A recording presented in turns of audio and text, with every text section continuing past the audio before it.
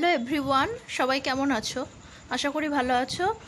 চলো আজকে আমি তোমাদের সাথে সেকেন্ড সেমিস্টারের 2019-এর যে কোশ্চেন পেপার সেটা নিয়ে আলোচনা করব। আজকে পেপার সিসিটা নিয়ে আলোচনা করব। তো চলো ভিডিও শুরু করা যাক। তো ফার্স্টেই দেখে নিই 2 মার্কসের কী কী কোশ্চেন এসেছিল। First, how does Beam in Anita Desai's Clear Light of Day react to her sister's problem at school? তো ক্লিয়ার লাইট অফ ডেতে অনিতা দেসাইয়ের বিম মানে যে বিমালা, তো সে আর কি স্কুল লাইফে তারার যে প্রবলেম হয়েছিল সেই প্রবলেমটাতে কি রিয়্যাক্ট করেছিল। Next, what does Tara in Anita Desai's Clear Light of Day say he wants to be when she grows up? কেন তারা এরকম ধরনের কমেন্ট করেছিল আর কি এই নোভেলটিতে। Third, why does Aunt Meera in Anita Desai's Clear Light of Day ask the children's parents for a cow?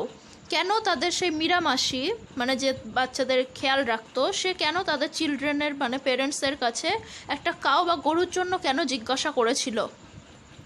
when first he knew that he was free, what were the reaction when he knew that he was free? সে যখন আর কি first শুনলো যে সে জানতে পারলো যে সে free, তখন তার কীরকম রিয়াকশন হয়েছিল। সে যে মুক্ত হয়ে গেছে সেটা জানার পর তার কি আর কি প্রতিক্রিয়া হয়েছিল। Next, what does the poet mean by the expression the breath of heaven around him freshly blew? কেন পোয়েট এরকম ধরনের এক্সপ্রেশন করেছে যে তার চারিদিকে যেই ব্রিথ বা মানে তার চারিদিকে যে হাওয়াটা আর কি বইছে সেটা তাকে মানে স্বর্গের হাওয়ার সাথে কেন তুলনা করেছিল। What natural elements does the poet compare freedom with in freedom to the slave? Freedom to the slave এই পোয়েমটিতে কোন কোন ন্যাচারাল এলিমেন্ট বা প্রাকৃতিক সব এলিমেন্টগুলোকে পোয়েট আর কি কম্পেয়ার করেছিল স্বাধীনতার সাথে। How does the poet define the dimension of her linguistic identity in an introduction? Introduction পোয়েমটিতে কমলা দাস তার যেই লিঙ্গুইস্টিক বা ভাষাগত তার যেই আইডেন্টিটি ছিল, তিনি ওই যে বলেছিলেন I speak 3 languages, right in 2, dream in 1, ওই লাইনটার কি ওই পার্টিকুলার লাইনটার আর কি কী সিগনিফিক্যান্স আর কি।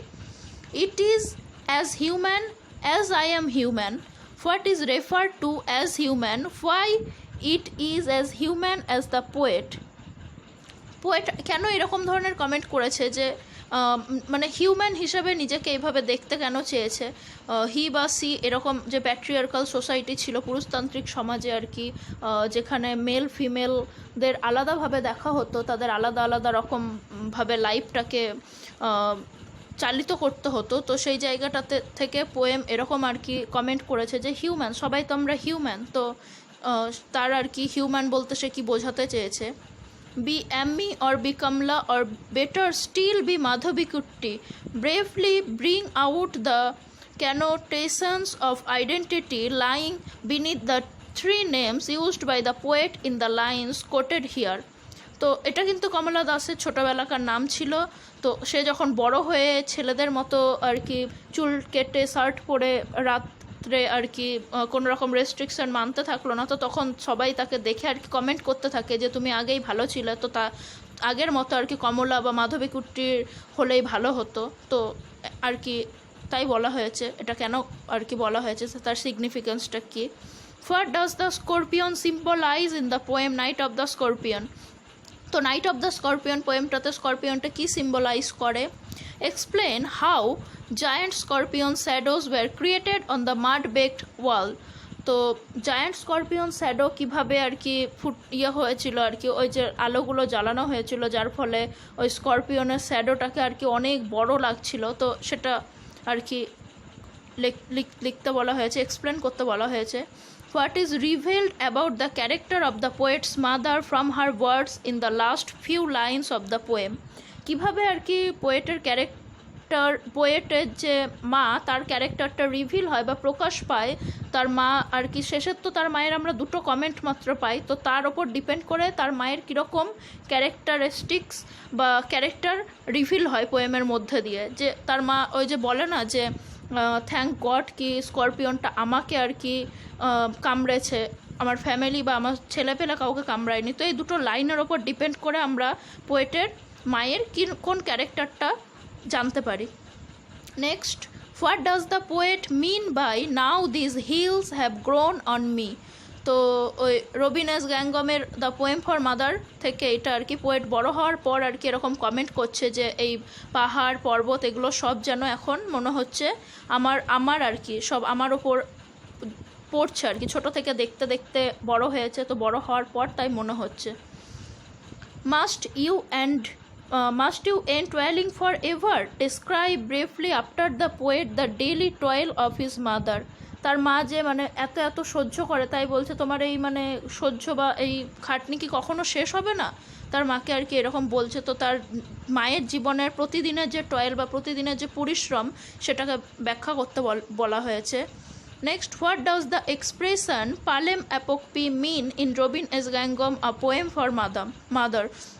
তো ফার্স্ট লাইনেই আর কি বলছে যে পালেম আপোকপি এটা আসলে পোয়েটের মায়ের নাম। তো এটার মাধ্যমে কি রিভিল হচ্ছে সেটা। What does the poet in Night of the scorpion describe the crowd that had gathered in the house? তো পোয়েট এখানে ক্রাউড বা সেই ভিড়টাকে কীভাবে আর কি দেখিয়েছেন আর কি, এক মানে তার মাকে স্করপিয়ন অ্যাটাক করেছে আর মানে লক্ষ লক্ষ ভিড় আর কি জমা হয়ে যাচ্ছে। তো সেটা পোয়েট কীভাবে দেখিয়েছে আর কি, যে ওই মৌমাছির আর কি মৌমাছির মধুতে যেরকম মৌমাছির এক ঝাঁক আর কি চলে আসে সেই রকম আর কি বলা হয়েছে, যে মৌমাছিদের মতো এক ঝাঁক চলে এসছে। তো সেইভাবেই কিন্তু দেখিয়েছিল। এবার চলে আসছি 5 মার্কসের কোশ্চেনে, দেখি কি comment bravely on the role of the character of Sridhar in bravely for the queen. তো শ্রীধরের ক্যারেক্টার এখানে মেনশন করতে বলা হয়েছে।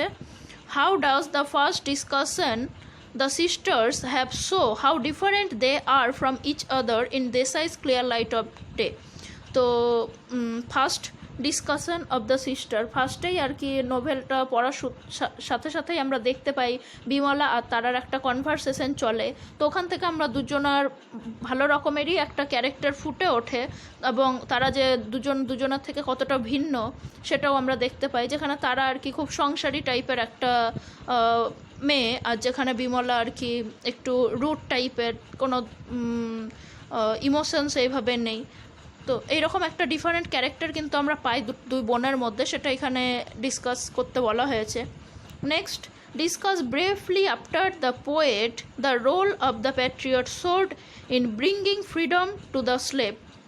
তো প্যাট্রিয়ট সোড যে আর কি ফ্রিডম আর কি নিয়ে আসতে পারে, যে দেশপ্রেমিকের যে তরোয়ালটা আর কি, সেই তরোয়ালের কি রোল আর কি, যেটা আর কি তাদেরকে ফ্রিডম বা স্বাধীনতা পেতে সাহায্য করে। I too call myself I, why does the poet reach this conclusion?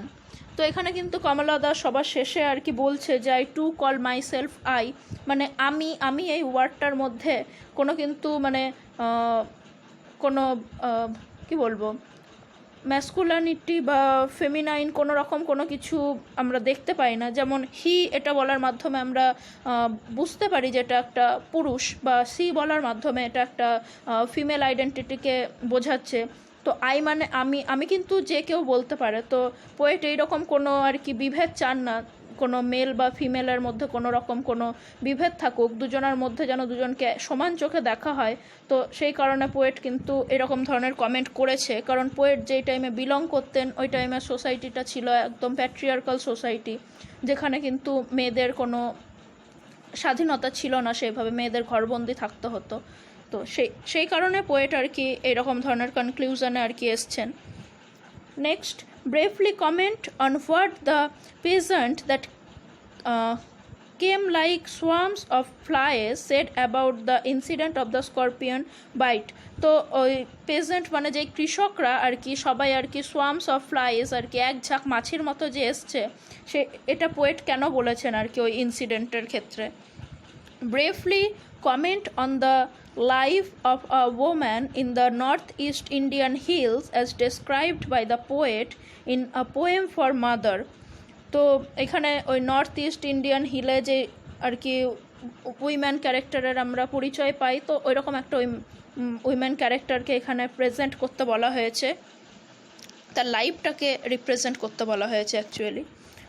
তো চলে আসছি 10 মার্কসের কোশ্চেনে। Comment on the nature of the readership of Govinda Samanta or the history of Bengal riot as revealed from the author's address to his readers in the opening chapter. তো এই history of Bengal riot বা গোবিন্দ সামন্ত এই নোভেলটিতে আমরা nature of the রিডারশিপ এটা কিভাবে আর কি ফুটে উঠেছে, যেখানে আর কি পোয়েট আর কি আমাদেরকে রিডার্সদের মানে আমাদেরকে আর কি অ্যাড্রেস করেছে আর কি, তো সেটা কিভাবে আমরা ওই নোভেলটাতে দেখতে পাই। Discuss Govinda Samanta or the history of Bengal ryot as a narrative of Bengal peasant life. তো ওই গোবিন্দ সামন্তর এই নোবেলটিকে আর কি বেঙ্গল পেজেন্ট মানে হচ্ছে যে গ্রাম্য যে কৃষক সমাজের যে পরিচয় আমরা পাই, তো তাদের যে লাইফ সেই লাইফটাকে তুলে ধরতে বলা হয়েছে বা ডিসকাস করতে বলা হয়েছে। Next, discuss the portrayal of adolescent character in Clear Light of Day. তো ক্লিয়ার লাইট অফ ডেতে যে শৈশবকালীন যে আমরা চিত্র পাই আর কি, ভীম, তারা, তারপর রাজা বা বাবা, যে 4টে ক্যারেক্টারেরই শৈশবের যে লাইফটা সেই লাইফটাকে এখানে ডিসকাস করতে বলা হয়েছে। Or critically discuss the dominant image and symbols in Clear Light of Day. Image আর সিম্বলকে আর কি ডিসকাস করতে বলা হয়েছে। Next, discuss the representation of rural life in Night of the Scorpion. Night of the স্করপিয়নে যে গ্রাম্য আমরা একটা জীবনের ছবি পাই, প্রতিচ্ছবি ফুটে ওঠে, সেটাকে ডিসকাস করতে বলা হয়েছে। Or critically discuss night of the scorpion as a poem that represents quintessentially Indian attitude.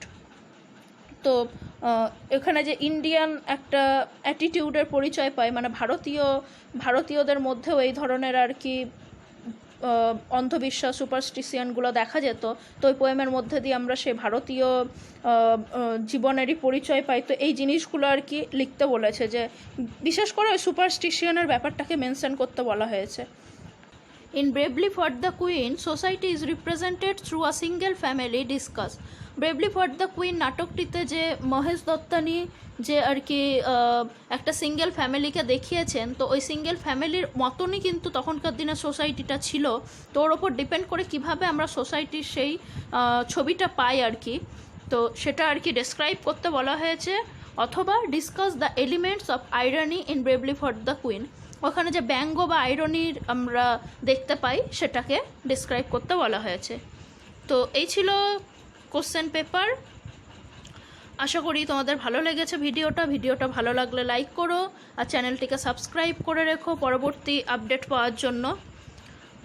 আর এই সোর্সে আর একটা কথা বলে রাখি, 2020 এরপর আর কি 2020 যে কোশ্চেন পেপার সেটা আপলোড করতাম যদি পরীক্ষা হতো, কিন্তু এই করোনার কারণে, এই প্যান্ডেমিক সিচুয়েশনের কারণে কিন্তু আগের ইয়ারে কোনো পরীক্ষা হয়নি, তো সেই কারণে 2020 কোনো কোশ্চেন পেপার নেই সেকেন্ড সেমিস্টারে। তো এটাই আমার আর কি লাস্ট আপলোড করা হবে, এরপর 2021-এ আর কি যখন হবে তো আমি সেটা আপলোড করে দেবো। তো এটাই আর কি সেকেন্ড সেমিস্টারের লাস্ট কোশ্চেন পেপার। এরপরের ভিডিওতে আমি CC4টা আপলোড করব। ততক্ষণের জন্য সবাই ভালো থেকো, দেখা হচ্ছে পরের ভিডিওতে।